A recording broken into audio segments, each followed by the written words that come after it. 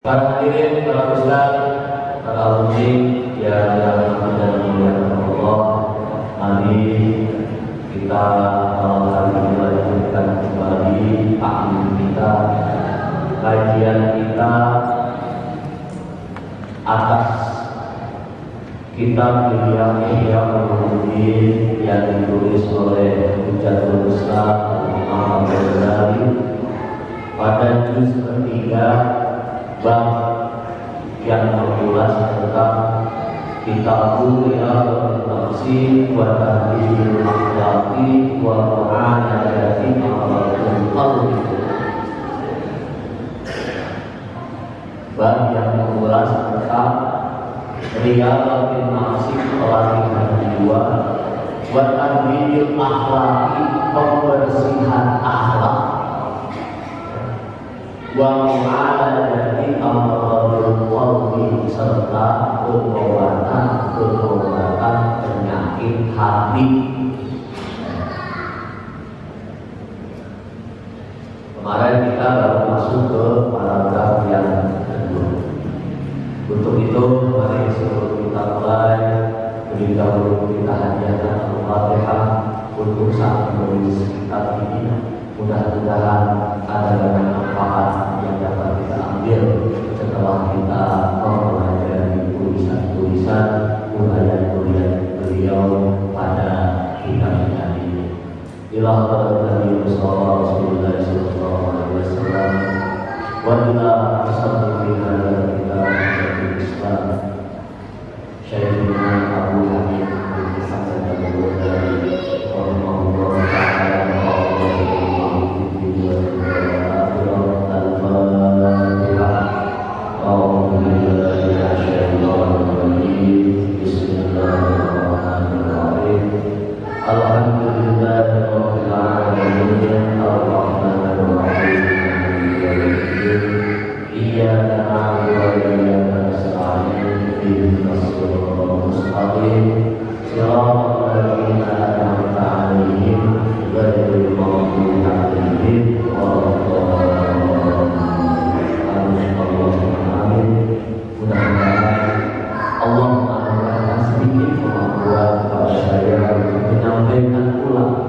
Apa yang diulas oleh beliau pada kitab ini.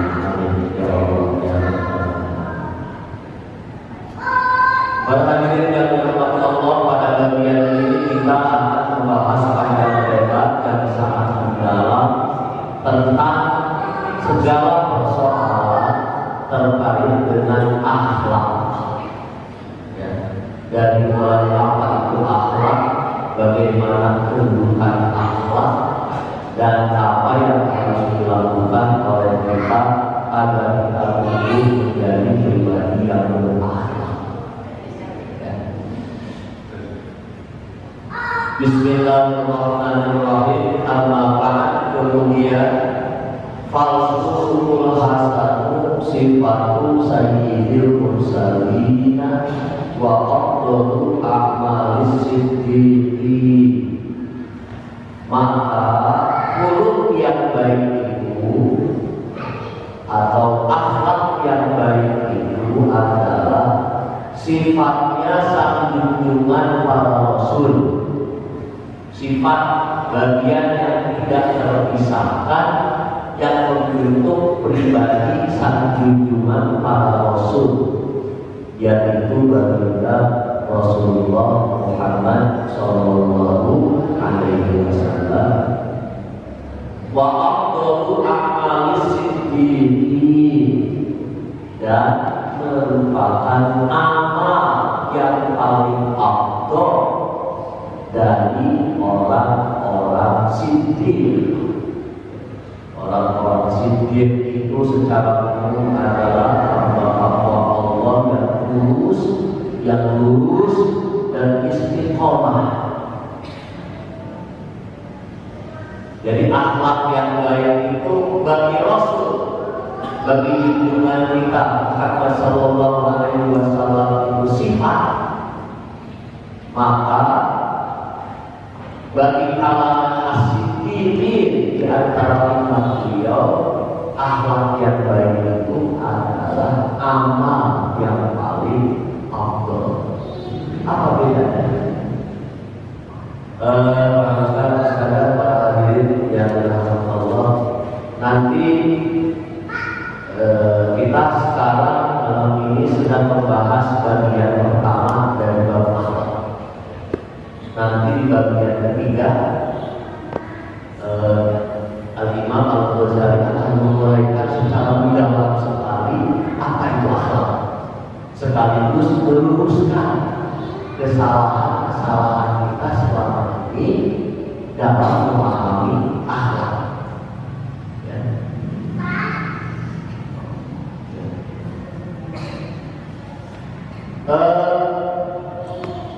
Sebelum kita mempelajari uraian mendalam Imam Al-Ghazali tentang apa itu akhlak, di mana kesalahan kita selama ini di dalam memahami akhlak, apalagi bentuk pribadi berakhlak, akan ada beberapa pertemuan yang akan kita lalui lebih dahulu. Jadi mungkin 2 bulan ke depan kita baru akan bicara mempelajari secara mendetail uraian Imam Ghazali tentang masalah ini. Sementara kata akhlak ini akan sering kita sebut bukan hanya belasan kali, mungkin puluhan kali saat kita membaca bagian pertama dan bagian kedua. Ya. Karena itu ada baiknya Ustaz sampaikan lebih dahulu secara umum apa sih yang dimaksud dengan akhlak sebagaimana diuraikan oleh Al-Imam Al-Ghazali. Al-akhlaqu, hamzah, kha, lam, alif, kemudian qa. Akhlaqu diserap dari bahasa Indonesia menjadi akhlak. Di dalam bahasa aslinya akhlak itu jamak. Ya. Akhlak itu jamak banyak. Saat diserap menjadi bahasa Indonesia menjadi tunggal akhlak. Dalam bahasa Indonesia akhlak itu tunggal, jamaknya itu akhlak. Begitu. Perilaku itu tunggal. Kalau jamak banyak, perilaku. Sementara dalam bahasa dan akhlak itu sudah banyak.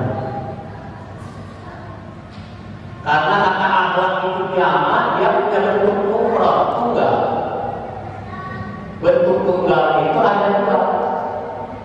Yang pertama khuluqun,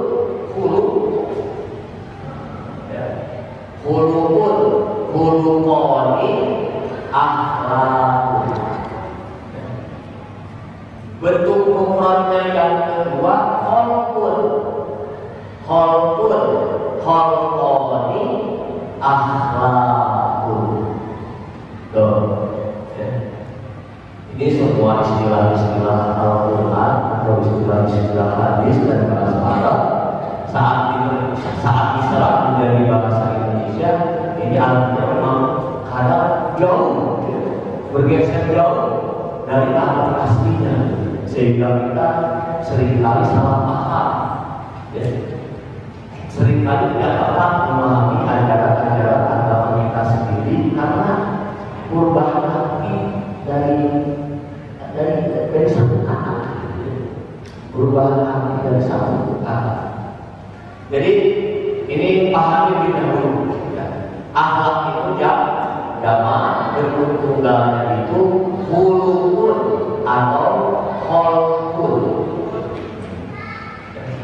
Al-khuluq akhlak, bentuk jamaknya akhlak. Yang dimaksud dengan akhlak menurut Al-Imam Al-Ghazali itu berbeda dengan akhlak yang selama ini kita pahami. Kalau kita ditanya apa sih akhlak itu, maka dengan segera umumnya kita akan memahami akhlak itu adalah sebagai himpunan dari perbuatan-perbuatan yang kita nilai baik. Nah, ini pemahaman umum tentang akhlak itu seperti itu. Padahal Imam Al-Ghazali, perbuatan-perbuatan baik itu bukan akhlak. Perbuatan-perbuatan baik itu adalah buah dari akhlak. Perbuatan itu buah. Akhlak itu bukan buah. Akhlak itu adalah sumber, pokoknya yang menghasilkan buah. Karena itu dalam istilah Imam Al-Ghazali, akhlak itu adalah hayatun fin nafsi rasikhah. Hayatun fin nafsi rasikhah tasdud anha al-af'al. Bisuhulati wa yusmin min ghairi hajatin ila fikir wa ru'yatin. Ini bahasa Imam Ghazali begitu. Akhlak itu adalah hayatun fin nafsi rasikhatun, suatu keadaan di dalam jiwa yang bersifat permanen. Suatu sifat di dalam jiwa kita, di dalam diri kita, yang sifat itu permanen, tidak berubah-ubah. Tasduru anha al-amal bisuhulatin wa yusrin, yang akan mendorong pemiliknya, yang akan mendorong kita melakukan suatu perbuatan itu dengan mudah dan gampang. Min ghairi hajatin ila fikrin wa ru'yatin, tanpa kita perlu berpikir atau menimbang lebih dahulu. Saya ulangi, akhlak itu keadaan diri kita, jiwa kita yang bersifat permanen, yang mendorong diri kita melakukan suatu perbuatan dengan mudah dan gampang, tanpa kita perlu berpikir atau menimbang-nimbang dahulu. Jadi akhlak itu secara zahir tampak sebagai sebuah perbuatan-perbuatan kita yang natural, alamiah, yang muncul dari dalam diri kita tanpa ada motif apa-apa. Itulah akhlak. Ya. Kalau Ustaz Syahid tersenyum misalnya, senyumnya itu senyum yang natural, murni, muncul dari jiwanya. Jadi saat senyum itu ya senyumnya keluar dari itu saja, ringan-ringan saja, tanpa harus berpikir dahulu apa tujuannya tersenyum, apa tujuannya tersenyum, dan tidak ada apa-apa. Tidak ada apa-apa. Banyak ini di sekitar kita senyum-senyum yang tidak natural, senyum-senyum yang penuh motif, penuh niat, ada maksud. Ada senyum yang apa yang alamiah. Jadi kalau kata Rasulullah, memang hatinya itu solehan. Tahu solehan? Solehan itu mudah tersenyum, ramah kepada siapapun tanpa melihat orang yang di depannya siapa. Ustaz Syahid senyumnya itu murni disebut akhlak. Kalau ringan-ringan saja, murni dari dalam hati. Mau yang ada di depannya itu kakek-kakek, nenek-nenek, seorang ibu, seorang gadis, anak kecil atau anak remaja, memang mudah bersenyum. Bukan senyum yang didorong oleh motif, oleh motif untuk mendapatkan sesuatu.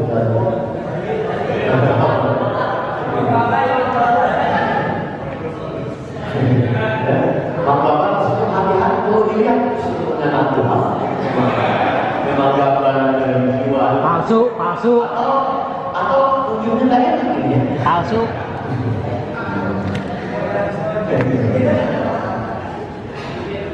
Kalau senyumnya itu natural, tapi kalau senyumnya itu ada maksud, itu tidak disebut gitu ya. Hati-hati ya.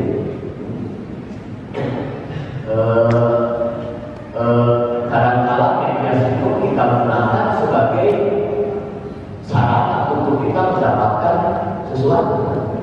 Begitu. Seorang pendapat kadang-kala harus banyak resiko, baik hatinya berat ataupun tidak, demi kesan baik ke depan pelanggan,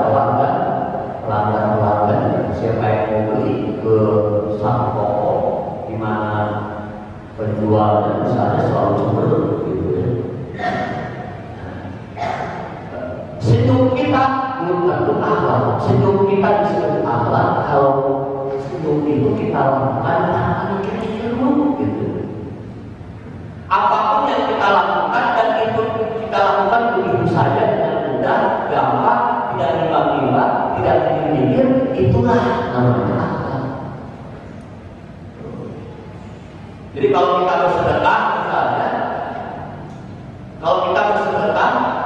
sedekah yang kita keluarkan dengan gampang tanpa mikir-mikir, tanpa minta untuk rupiah, itu murni dari dorongan dalam hati, ringan itu begitu saja, itulah akhlak. Tapi kalau masih diiringi dengan pikiran menimbang-nimbang dahulu, itu belum akhlak. Di kantor kita ada uang misalnya 100.000, 50-an 1, 20-an 2, 10.000-an 1. Begitu mau keluarin 40.000, mikir dulu. Kamu tidak berapa? Ada proses berpikir, menimbang, untung dan rugi. Jadi itu belum jadi akhlak. Kalau akhlak itu tidak mikir, langsung keluar. Ada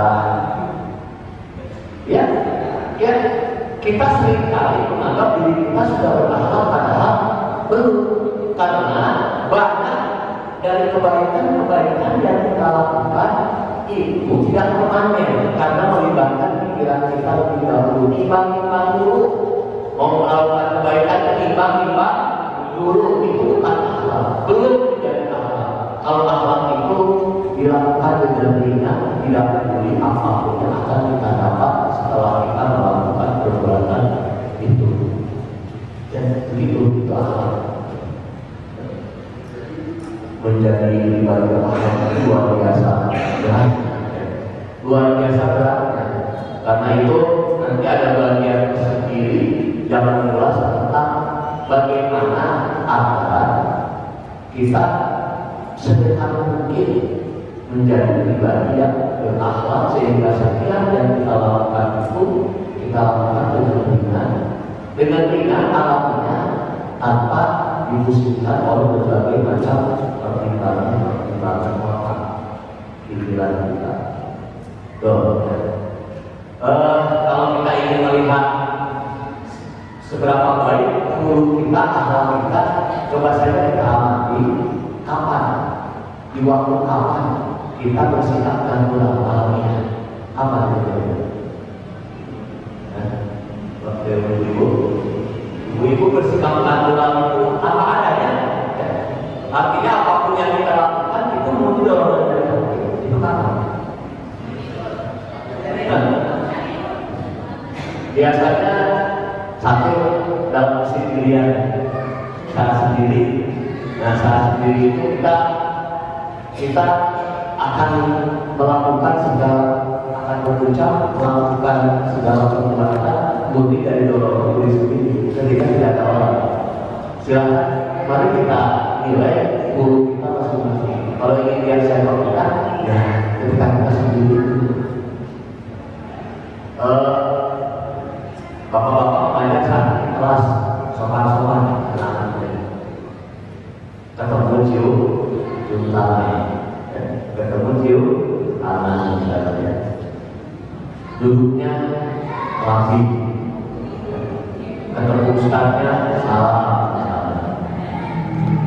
Itu segala sikap santri itu baru disebut akhlak kalau itu permanen, dan anak itu melakukannya dengan ringan, mudah, tanpa dia mikir.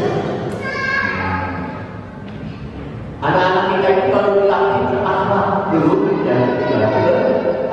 baru dilatih.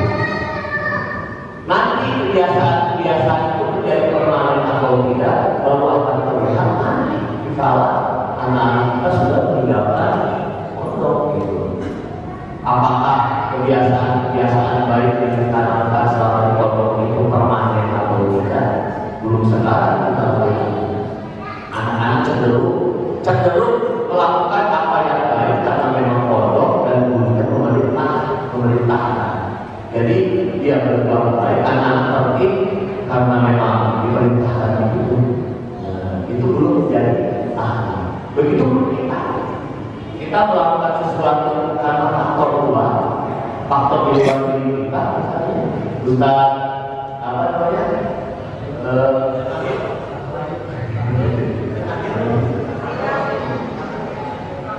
Ustaz Mahmudiyah misalnya penampilan seperti ini itu apakah natural?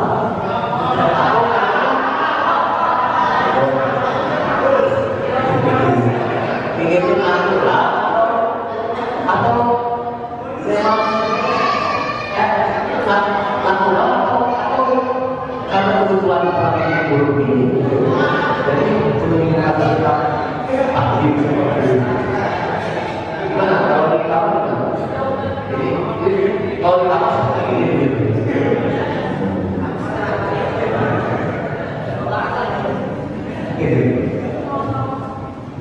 Itu dalam sendirinya. Atau kalau di lingkungan orang banyak, coba para hadirin amati di lingkungan orang banyak, yang tidak di lingkungan orang itu cenderung bersikap natural, melakukan sesuatu sesuai dengan dorongan hatinya sendiri. Ustaz tidak menemukan tempat lain di mana orang bersikap lebih natural selain ketika di jalan raya. Di jalan raya, jalan raya itu bagi Ustaz adalah panggung paling nyata di mana setiap orang itu terlihat sikap natural.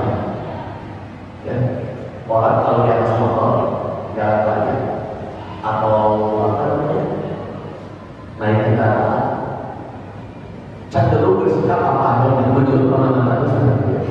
Artinya ketika di jalan raya sudah tidak kelihatan mana ustaz, mana kiai, mana orang yang punya sekolah, mana yang berjuru, mana yang tidak, mana polisi, mana preman, dan tidak.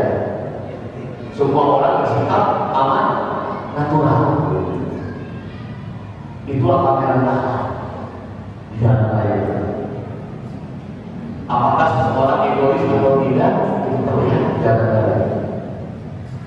Apakah seseorang itu punya empati terhadap orang yang lebih lemah? Itu terlihat di jalan raya. Misalnya ketika ada yang menyeberang, apa yang dia lakukan?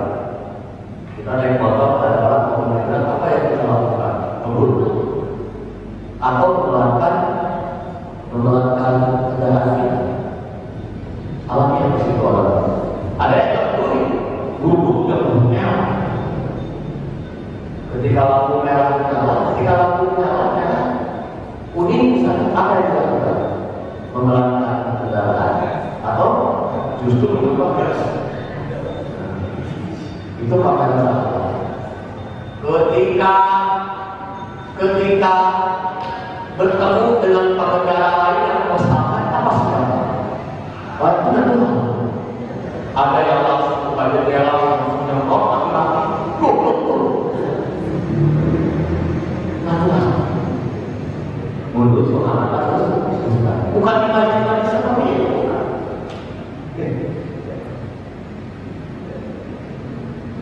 Bukan imajinasi seperti itu. Bukan di dalam kelas. Dalam kelas imajinasi seperti ini orang cenderung tidak bersikap natural dan apa. Jadi sekali lagi para ustaz dan para hadirin, akhlak itu adalah kondisi batiniah. Kondisi batiniah yang tidak berubah. Kalau masih berubah-ubah, itu belum menjadi akhlak. Kita kadang-kadang batiniahnya berubah-ubah ya. Kalau lagi banyak firman, bapak gitu. Ya. Kalau lagi banyak kebutuhan yang terpenuhi lama gitu. Tapi kalau lagi nggak punya duit, dan sempit hati itu, sempit. Kalau proyek lagi gol, terus siapapun senyum. Mang Bapak dapat order misalnya 1000 kasur.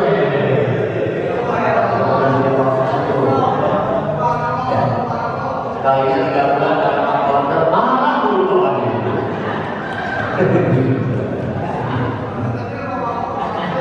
Itu kondisi jiwanya belum disebut buruk.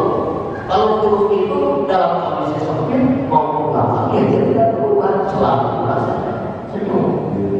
Sehingga orang tidak tahu di depan kita ini sedang sulit atau sedang susah. Itulah ya, gitu.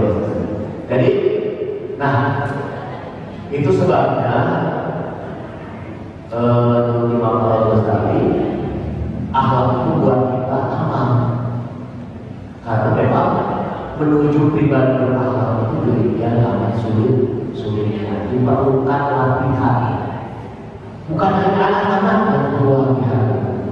Kalau dalam bahasa tasawuf, latihan itu disebut riyadhah.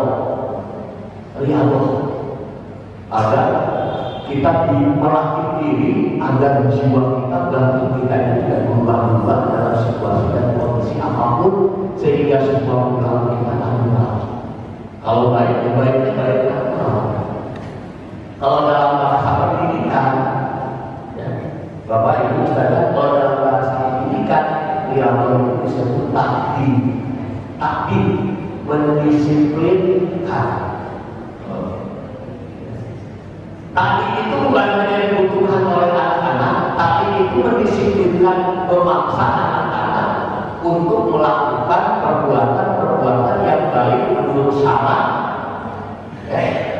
Walaupun dia tidak melakukan, dipaksa,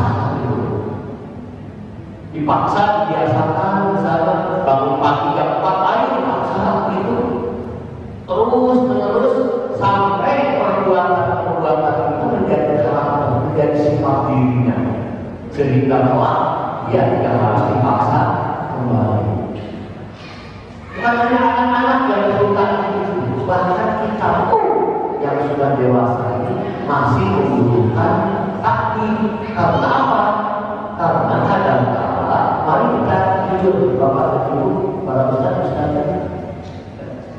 dan kita jujur dari seluruh aktivitas kita selama 24 jam itu, mana yang kita lakukan murni dari dorongan jiwa kita, sehingga kita melakukannya dengan ringan, gampang, tidak mikir untung, tidak mikir rugi.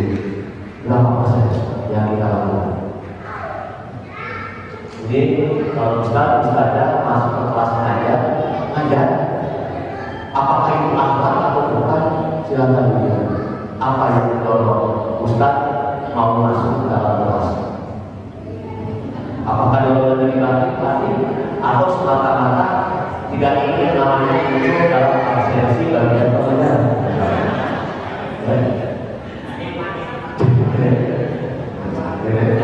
Apakah murni Anda menyadari bahwa itu memang kewajiban, atau karena masih takut namanya masuk dalam garis mudirul mahad,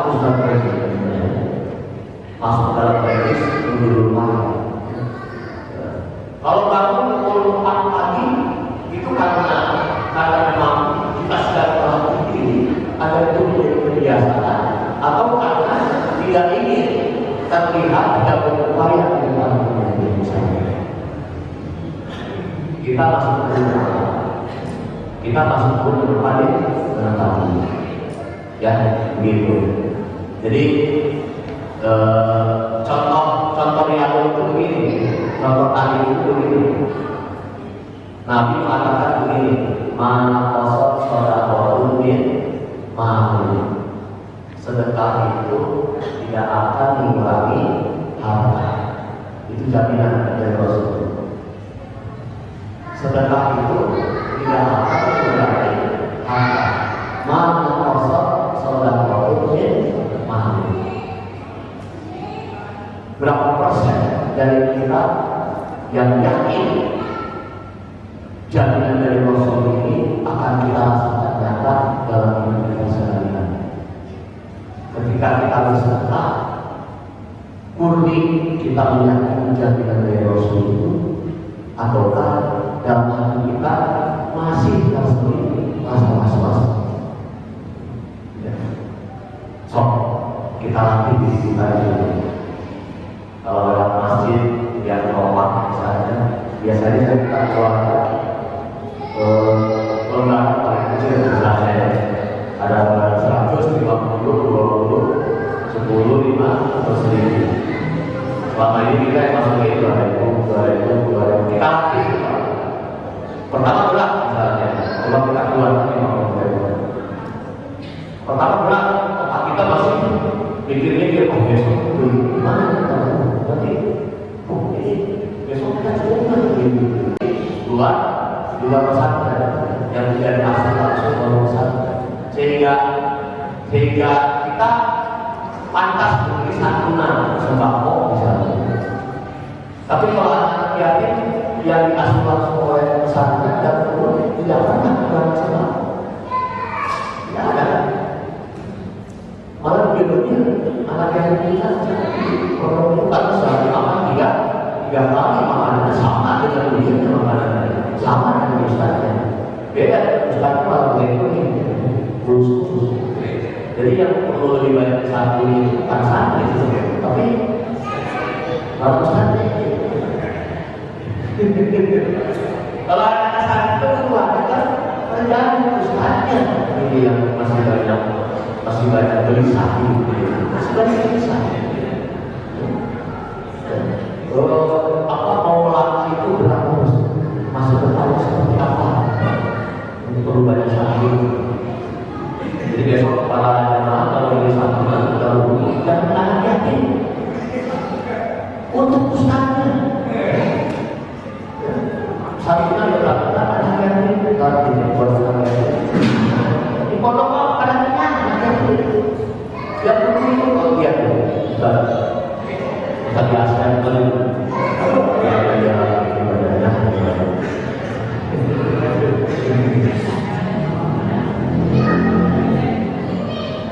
demikian ya para hadirin semuanya yang dirahmati Allah. Jadi sekali lagi perbuatan itu adalah bentuk dari akhlak itu kondisi batin yang baru disebut akhlak. Kita kondisi batinnya itu permanen itu tidak berubah. Lalu kita yang kondisi batinnya permanen itu terdorong untuk melakukan suatu perbuatan dengan ringan, gampang, tanpa berpikir dan menimbang lebih dahulu. Itu disebut akhlak. Nah, jadi nanti saat kita membaca uraian Imam Ghazali, kalau disebut di situ akhlak kata akhlak, maka yang dimaksud adalah akhlak sebagaimana yang baru saja tadi Ustaz jelaskan dan Ustaz agar nyambung gitu. Yang kemudian kebetulan tadi saya sekaligus saya kita benahi dan kita luruskan kesalahan kita selama ini. Akhlak itu kita fokuskan ke perbuatan, padahal akhlak itu maksudnya adalah jiwa. Jadi kalau diri saat akhlaknya yang harus kita pertama itu adalah jiwa yang baik akan melahirkan perbuatan yang baik. Kalaupun anak dipaksa untuk melakukan perbuatan baik, sekalipun yang tidak melakukannya, tujuannya adalah aktif membiasakan dia. Jadi pendidikan harus menyentuh aspek rohani, menyentuh aspek kejiwaan, sehingga kelak anak kebaikan, amaliah yang baik itu menjadi bagian yang utama pada dirinya. Demikian mudah-mudahan ini menginspirasi kita untuk bisa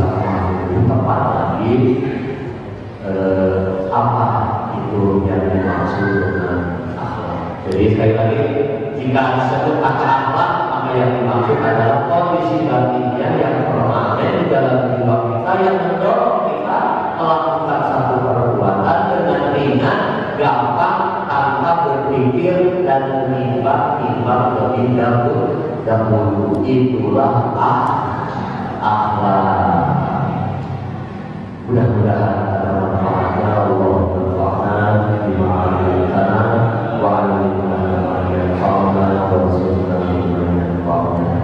Segala baik yang didapat oleh hadirin dan pelayan tadi itu semata-mata datang dari Allah, dan segala keburukan, ketidaksempurnaan dan kekurangan yang dilihat, dirasakan